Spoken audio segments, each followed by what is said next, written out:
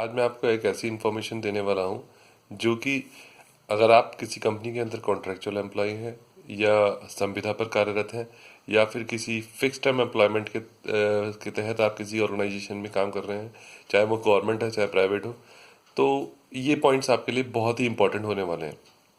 Basically हमारे देश की समस्याओं में एक ये समस्या भी बहुत बड़ी समस्या है जो कि आज तक लोगों ने जिसके बारे में नहीं सोचा। नेताओं ने भी इसके बारे में बहुत बहुत ज़्यादा नहीं सोचा, जबकि कानून में इसका प्रावधान है। संविदा कर्मचारियों को वो सैलरी, वो वेजेस नहीं दिए जाते जो उनके लिए कानूनन बने हुए हैं। गवर्नमेंट या फिर कोई भी एम्प्लॉयर फिक्स टर्म एम्प्लॉइज, संविदा कर्मचारी या कॉन्ट्रैक्ट एम्प्लॉइज इसीलिए रखते हैं क्योंकि वो जानते हैं, नंबर वन, एक तो इनको सैलरी बहुत कम देनी पड़ेगी और परमानेंट एम्प्लॉइज से लगभग 1/4 के करीब सैलरी देनी पड़ेगी। और दूसरा, बस इनको इतना ही करना होता है टेम्प्रेरी एम्प्लॉइज के लिए कि वो मिनिमम वेजेस कम से कम उन्हें दे दें ताकि वो दिखाई दे कि हाँ भाई, हम इनको सैलरी तो सही दे रहे हैं। जबकि ऑन द सेम हैंड आप ये समझ लीजिए, दूसरा एम्प्लॉय जो कि एक परमानेंट एम्प्लॉय है, वो उसी काम के लिए सेम डेजिग्नेशन पे, सपोज एक टेक्नीशियन है तो दूसरा बंदा भी अगर टेक्नीशियन उसके साथ परमानेंट है तो वो उसकी सैलरी से 1/4 सैलरी पे काम कर रहा होगा। काम उतना ही कर रहा होगा, बल्कि मैं कहता हूँ ज़्यादा भी हो सकता है कर रहा हो, क्योंकि उसे पता है कि अगर मैं काम नहीं करूँगा तो मुझे ऑर्गेनाइजेशन से बाहर निकाल दिया जाएगा। और इसी चीज़ से डरते डरते वो ऑर्गेनाइजेशन के अंदर काम करता रहता है, अपनी पूरी ज़िंदगी निकाल देता है, लेकिन उसको रेगुलराइज नहीं किया जाता। ये रेगुलराइजेशन के लिए तो आप बहुत लंबा प्रोसेस रहता है, बहुत दिक्कत वाला प्रोसेस है, लेकिन कम से कम उसको वो हक तो मिलना चाहिए जो कि जिसके लिए वो हकदार है। मैं आपको आज बताऊंगा कि हिंदुस्तान के अंदर कानून तो है, लेकिन उसको इम्प्लीमेंट करने वाले लोग नहीं हैं।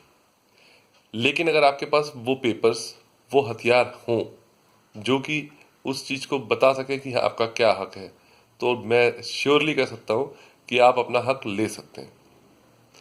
देखिए, सबसे पहले मैं बात करता हूँ कॉन्ट्रेक्चुअल एम्प्लॉयज़ की। तो कॉन्ट्रेक्चुअल एम्प्लॉयज़ के अंदर अभी सुप्रीम कोर्ट ने ही 26 अक्टूबर 2016 में एक जजमेंट पास किया था।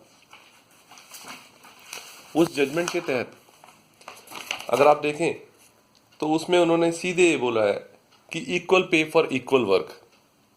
Justice, honourable justice JS Kher और ऑनरेबल जस्टिस JS बोबडे जी का जजमेंट है ये, जिस जजमेंट के अंदर उन्होंने साफ साफ लिखा हुआ है बल्कि मैं कहता हूं कि कॉन्ट्रेक्चुअल एम्प्लॉयज का दर्द भी महसूस किया हुआ है। उन्होंने लिखा हुआ है, anyone who is compelled to work at lesser wages does not do so voluntarily. He does so to provide food and shelter to his family at the cost of his self-respect and dignity, at the cost of his self-worth, and at the cost of his integrity. For he knows that the dependents would suffer immensely if he does not accept the lesser wages. ये justice JS Kher ने कहा है। मतलब honourable supreme court इस चीज़ को, इनके संविदा कर्मचारियों और कॉन्ट्रैक्ट कर्मचारियों के दर्द को महसूस कर रहे हैं, लेकिन वो भी क्या करें, जब तक कोई उनके पास अप्रोच नहीं करेगा तब तक कौन वो कैसे अपने जजमेंट देंगे। हाँ, जैसे इन्होंने ये आप देखें तो state of Punjab and others versus Jagdish Singh and others, civil appeal number 213 of 2013 इन्होंने अप्रोच किया था। तो इसी जजमेंट के फेवर में, यही इसी के जजमेंट, इसी केस के जजमेंट में इन्होंने ये पास किया है जजमेंट, जिसमें साफ साफ उन्होंने बोला है कि equal work for equal pay is applicable in this case. आप ये देखिए, ये अभी का कानून नहीं है। अगर आप, मैं इस जजमेंट के लिंक को अपने इस वीडियो के नीचे, जो आप देखेंगे नीचे वीडियो के नीचे जो लाइन है उसके अंदर मैं मेंशन कर दूंगा। आप देखना, डाउनलोड करना चाहें तो इसको डाउनलोड भी कर सकते हैं। और इसके पेज नंबर 99 पे अगर आप देखें तो जज साहब ने साफ लिखा हुआ है कि we would also like to extract here in article 7 of International Covenant on Economic, Social and Cultural Right 1966. Basically, India is in signatory of this covenant. ये बेसिक सारे वर्ल्ड के अंदर का एक कोवेनेंट बनता है, उसके अंदर सब साइन कंट्रीज अलग अलग साइन करते हैं, तो हम भी सिग्नेचरी हैं इस कोवेनेंट के। तो being a signatory of this covenant, हमको भी ये आर्टिकल 7 को फॉलो करना पड़ेगा। और यही बात जज साहब ने कहा भी है इसके अंदर साफ साफ कहा है कि आर्टिकल 7 के अंदर कि fair wages and equal remuneration for work of equal value without distinction of any kind. और इनका पॉइंट सी में ये साफ साफ बोला है कि equal opportunity for everyone to be promoted in his employment to an appropriate higher level subjected to no consideration other than those of seniority and competence. आप इस जजमेंट के तहत अगर आप किसी ऑर्गेनाइजेशन के अंदर कॉन्ट्रैक्ट में काम कर रहे हैं तो आप अपना सेम वेजेस सेम सैलरी आपको मिल सकती है जो कि एक रेगुलर एम्प्लॉयज की है। बेसिकली होता क्या है कि एम्प्लॉयर जिस एम्प्लॉय को रखते हैं उसके साथ जो दूसरा एम्प्लॉयर, सपोज एक टेक्नीशियन है तो दूसरा भी टेक्नीशियन जो होता है उसको सेम सैलरी उस मिलनी चाहिए, लेकिन नहीं मिलती। अगर आप इस जजमेंट के तहत अपना केस इसके अगेंस्ट डालेंगे या फिर अपने एम्प्लॉयर से कहेंगे कि भाई हमको इस जजमेंट के तहत हमारे को सेम सैलरी सेम वेजेस मिलने चाहिए, तो मुझे लगता है शायद वो माने। और इसके अलावा एक और चीज़ है जो मैं आपको शो करना चाहता हूँ। अगर कोई एम्प्लॉय फिक्स टर्म पे रखा हुआ हो किसी ऑर्गेनाइजेशन के अंदर किसी ने, बेसिकली मैं बताऊँ आपको, फिक्स टर्म एम्प्लॉयमेंट जो एक कॉन्सेप्ट है ये यूरोपियन कंट्रीज से आया है हमारे हिंदुस्तान के अंदर। पहले यूरोप वगैरह में अब्रॉड में आप अगर देखें तो वहाँ पे क्या करते हैं, वहाँ पे जैसे फिक्स टर्म एम्प्लॉयमेंट रखते हैं तो उनका टाइम पीरियड फिक्स होता है, सैलरी फिक्स नहीं होती। सैलरी तो जो वो फिक्स करेंगे वो रेगुलर एम्प्लॉयज़ के बराबर ही करेंगे, उनके टाइम पीरियड फिक्स रहता है। टाइम पीरियड फिक्स होने की जैसे बेसिकली क्या होता है, एक ब्रिज बन रहा है, एक फ्लाईओवर बन रहा है, फ्लाईओवर बनते बनते पूरा 2 साल में फ्लाईओवर कंप्लीट हो गया, तो फ्लाईओवर कंप्लीट होने के बाद नेचर ऑफ जॉब खत्म हो गया तो एम्प्लॉयमेंट भी खत्म हो गया।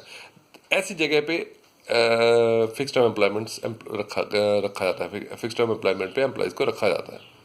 लेकिन हिंदुस्तान में क्या किया गया है, हिंदुस्तान में इसको थोड़ा सा डिटोरिएट कर दिया गया है। हिंदुस्तान के अंदर इसको कहा गया है कि भाई हम आपकी सैलरी फिक्स रखेंगे, आपकी सैलरी फिक्स रखी जाएगी। हाँ, साथ साथ ये भी बोल दिया जाता है कि आपका टाइम पीरियड फिक्स रहेगा, लेकिन सैलरी फिक्स कर देते हैं।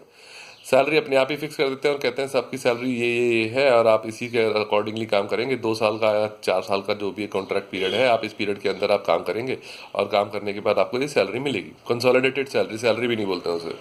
लेकिन अगर मैं बताऊं आपको तो मैंने इसके अंदर मिनिस्ट्री ऑफ लेबर में एक आरटीआई अप्लाई करी थी। उस मिनिस्ट्री ऑफ लेबर से उस आरटीआई का रिप्लाई आया। मैंने पूछा था फिक्स टर्म कॉन्ट्रैक्ट एम्प्लॉयमेंट के लिए क्या प्रावधान है, तो उन्होंने मेरे को एक नोटिफिकेशन दिया। अगर आप इस नोटिफिकेशन को देखेंगे, ये गवर्नमेंट ऑफ इंडिया का नोटिफिकेशन है, GSR 936E। और ये नोटिफिकेशन मुझे हिंदी और इंग्लिश दोनों में लेबर डिपार्टमेंट ने दिया। इस नोटिफिकेशन के तहत GSR 936E जो कि 10 दिसंबर 2003 में हुआ था, इस गजट नोटिफिकेशन है ये। इस नोटिफिकेशन के पॉइंट H में साफ साफ मेंशन हुआ है, a fix term employment workman is a workman who has been engage on the basis of the contract of employment for a fixed period. However, his working hour, wages, allowances and other benefits shall not be less than that of a permanent workman। मतलब जो उसके साथ का को worker है, अगर उसका designation उसके सेम डेजिग्नेशन पे वो काम कर रहा है तो वो उसी सैलरी का हकदार है जो कि एक परमानेंट एम्प्लॉय ले रहा है। यही बात अगर आप देखें तो घुमा फिरा कर जस्टिस ऐसे बोबडे और जस्टिस खेर जो कि आजकल चीफ जस्टिस ऑफ इंडिया है, उनके जजमेंट में भी यही बात रिफ्लेक्ट कर रही है। अब उसके बाद इन्होंने ये भी कहा है, he shall also be eligible for all the statutory benefits to available to a permanent workman proportionally according to the period of service rendered by him, even though his period of service employment does not extend to the qualifying period of employment required in the statute। मतलब अगर देखें तो जो salary नहीं, allowances, wages, benefits सब at par होने चाहिए regular employees के। ये नोटिफिकेशन साफ साफ कह रहा है। तो मेरा कहना यह है कि इस नोटिफिकेशन को और इस जजमेंट को आप सभी टेम्परेरी एम्प्लॉयज़ के साथ, contractual employees, fixed term employees पे इतना इसको वीडियो को आप बता दें उन लोगों को कि वो सब इस चीज़ के लिए अवेयर हो जाए, तो हो सकता है मेरे ख्याल से टेम्परेरी एम्प्लॉयज़ की कंडीशन कुछ हमारे इंडिया के अंदर इम्प्रूव हो। क्योंकि आजकल जब तक हम खुद नहीं बोलेंगे तब तक कोई नहीं सुनेगा। इसलिए मेरा कहना यह है कि आप प्लीज़ इस वीडियो को ज़्यादा से ज़्यादा वायरल करें और ज़्यादा से ज़्यादा लोगों को भेजें ताकि उन्हें पता लगे कि ये उनका हक है। अदरवाइज़ ये लोग ऐसे ही they will keep on exploiting temporary employees और उनको कोई फ़र्क नहीं पड़ेगा इस चीज़ से। लेकिन मैं श्योर हूँ कि अगर आप ये नोटिफिकेशन GSR 936E जो कि गवर्नमेंट ऑफ इंडिया का नोटिफिकेशन है, इस नोटिफिकेशन को अगर आप देखेंगे तो आपको पता लगेगा कि हाँ, फिक्स टर्म पे काम करने वाले उस एम्प्लॉयज़ की सैलरी सेम वही होनी चाहिए जो उसके सेम डेजिग्नेशन वाला एम्प्लॉय जो परमानेंट है उसके बराबर है। तो प्लीज़ मेरा आपसे यही रिक्वेस्ट है कि आप इस वीडियो को ज़्यादा से ज़्यादा शेयर करें और उनको ही शेयर करें जो टेम्प्रेरी एम्प्लॉइज़ हैं। औरों को भी कर सकते हैं, लेकिन मेरे ख्याल से जो टेम्प्रेरी एम्प्लॉइज़ हैं उनका ही दर्द ज़्यादा है, उनको परेशानी ज़्यादा है, तो उनकी परेशानी को दूर करने के लिए आप ये वीडियो शेयर कर सकते हैं। और जो जस्टिस JS खेर और जस्टिस ऐसे बोबडे का जो जजमेंट है वो मैं अपने लिंक में लगा दूंगा, आप उसको देख सकते हैं, डाउनलोड कर सकते हैं और आप उसका यूज़ भी कर सकते हैं। Thank you so much.